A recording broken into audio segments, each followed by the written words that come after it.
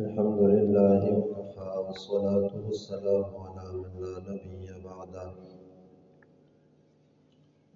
أما بعد فأعوذ بالله من الشيطان الرجيم. بسم الله الرحمن الرحيم. الله الذي خلقكم من ضعف ثم جعل من بعد ضعف قوة ثم جعل من بعد قوة ضعفا وشيبا يخلق ما يشاء وهو العليم القدير.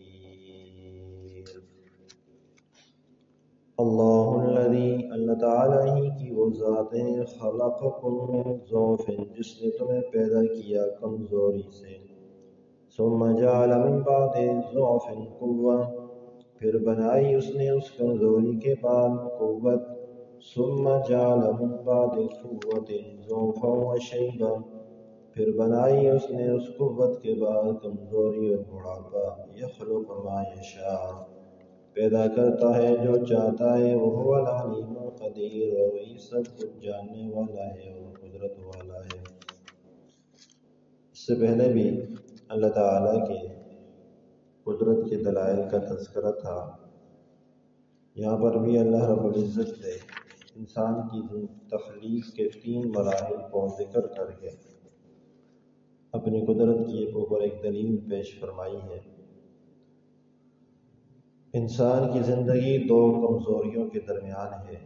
انسان جب دنیا میں آتا ہے تو تب بھی کمزور ہوتا ہے اور آخری لمحات میں پھر کمزور ہو جاتا ہے، اور درمیان میں جو اس کا عرصہ گزرتا ہے، ایک عمر کا حصہ گزرتا ہے، وہ طاقت والا گزرتا ہے۔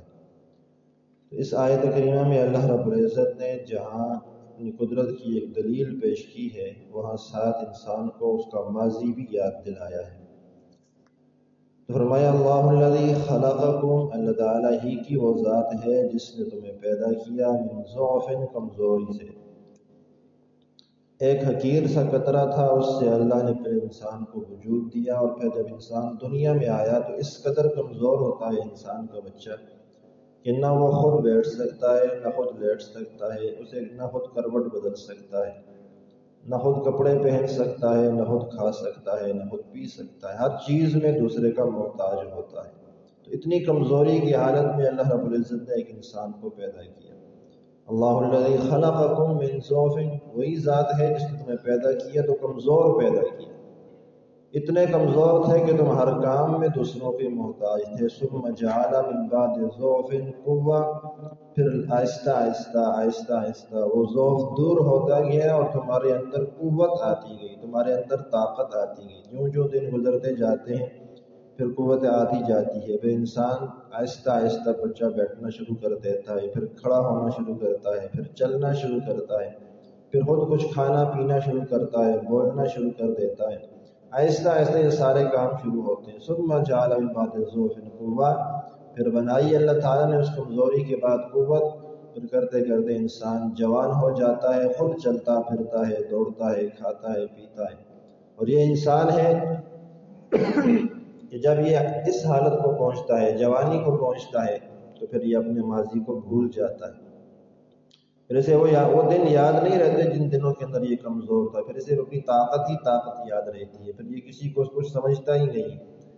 تو انسان کو اللہ تبارک و تعالیٰ نے اس کا ماضی یاد دلایا ہے کہ انسان تو جب دنیا میں آیا تھا تو کتنا کمزور تھا، اور اب تو جوان ہو کے سب کو بھول بیٹھا ہے۔ تجھے ایسا نہیں کرنا چاہیے، اپنا ماضی یاد رکھنا چاہیے، اپنی کمزوریوں کو یاد رکھنا چاہیے، اپنی غربت کو یاد رکھنا چاہیے۔ یہی وجہ ہے کہ حدیث پاک میں آتا ہے، انظروا الی من تحتکم ولا تنظروا الی من فوقکم، او کما قال علیہ الصلوۃ والسلام۔ حضور علیہ السلام نے فرمایا کہ اپنے کمزور لوگوں کو دیکھا کرو، اپنے سے طاقتور لوگوں کو نہ دیکھا کرو۔ یہی سمجھائیے یہاں پر بھی بات کہ اپنی ماضی کے ان ایام کو دیکھا کرو جن ایام میں تم کمزور تھے، اپنی طاقت کے ایام کو نہ دیکھا کرو، کمزوری کے ایام کو دیکھو اور اللہ کو یاد کیا کرو، اللہ کی طرف متوجہ ہوا کرو، اس کا شکر ادا کیا کرو کہ باری تعالیٰ میں تو بہت کمزور تھا، تو نے یہ ساری طاقتیں عطا کر دی۔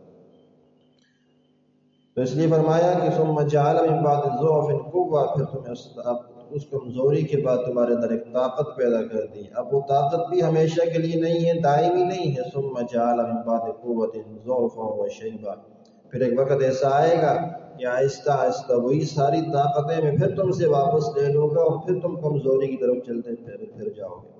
تمہاری آہستہ آہستہ بدن میں تمہارا کمزوریاں آنا شروع ہو جائیں گی، طاقتیں ختم ہونا شروع ہو جائیں گی، پھر بڑھاپا آ جائے گا. وہی بچہ جو دنیا میں آیا تھا تو جس طرح سب کا محتاج تھا، تو بڑھاپے میں جا کر پھر بندہ سب کا محتاج ہو جاتا ہے. نہ خود چل سکتا ہے، نہ خود اٹھ سکتا ہے، نہ بیٹھ سکتا ہے، ہر کام میں دوسروں کا محتاج ہو جاتا ہے. تو اللہ نے زندگی کے 3 مراحل کو، 3 ادوار کو بیان فرمایا کہ دنیا میں بچہ آئے گا تو کمزور آئے گا، یہاں پر پلے گا، بڑھے گا، طاقت آئے گی. اس کے بعد اللہ فرماتے ہیں ایک ایک کر کے پھر میں ساری طاقتیں واپس لے لوں گا.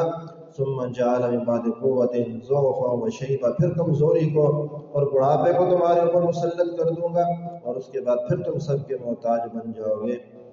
تو یہاں پر اس آیت کریمہ میں جہاں اللہ رب العزت نے اپنی ایک قدرت کی دلیل کو بیان فرمایا ہے کہ میں رب ہی تو ہوں جو پہلے طاقت دیتا ہوں، پہلے کمزور سے قطرے کو انسان بناتا ہوں، پھر اس کے اندر قوتیں رکھتا ہوں، کرتے کرتے پھر ساری قوتیں واپس لے لیتا ہوں. تو جو رب یہ سب کچھ کر سکتا ہے وہی رب تمہیں مرنے کے بعد دوبارہ بھی اٹھا سکتا ہے. جس رب نے تمہیں پہلے طاقتیں دی پھر واپس لے لی، اور پھر وہی رب ہوگا جو تمہیں دوبارہ مرنے کے بعد زندہ بھی اٹھائے گا. اور ساتھ ماضی یاد دلا دیا کہ اپنے ماضی کو نہ بھولنا، اپنی اصلیت کو نہ بھولنا. تم جس حالت میں تھے، جس حالت میں دنیا میں آئے تھے، اسی حالت کو یاد رکھنا تاکہ تمہیں ہمیشہ ہمیشہ اللہ کی نعمتوں کا احساس رہے، تمہیں اللہ کی نعمتوں کی قدر رہے کہ اللہ نے کیسے کیسے مجھے نعمتیں دی ہوئی ہیں، تاکہ تمہیں نعمتوں کی قدر رہے. یخلق ما یشاء، وہ رب ہے وہ چاہتا ہے جیسے پیدا. اب اللہ تبارک و تعالیٰ چاہتے تو انسان کو پہلے سے ہی ایسے پیدا کر دیتے جس طرح عام جانوروں کے بچوں کو آپ دیکھیں، مرغی کا چوزا یا اس کو دیکھیں، پیدا ہونے والے دن ہی وہ دوڑتا ہوتا ہے. اللہ تبارک و تعالیٰ نے باقی سارے جتنے بھی مخلوقات ہیں ان کے بچے پیدا ہوتے ہی دوڑتے ہیں، چلتے ہیں، پھرتے ہیں، لیکن ایک انسان ہے جس کا بچہ کئی سالوں تک چل نہیں سکتا، پھر نہیں سکتا، اٹھ نہیں سکتا.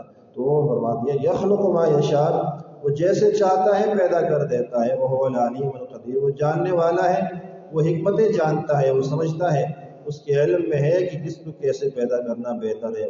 القدیر، اور وہ قادر بھی ہے. وہ چاہے تو انسان کو پہلے دن سے ہی دوڑنے والا بچہ پیدا کر سکتا ہے، لیکن اس نے اپنی حکمتوں کے مطابق اس کو مراحل کے اندر انسانی زندگی کو رکھا ہوا ہے. تو وہ قادر ہے، مختار ہے، جیسے چاہتا ہے پیدا کرتا ہے. اللہ تبارک و تعالیٰ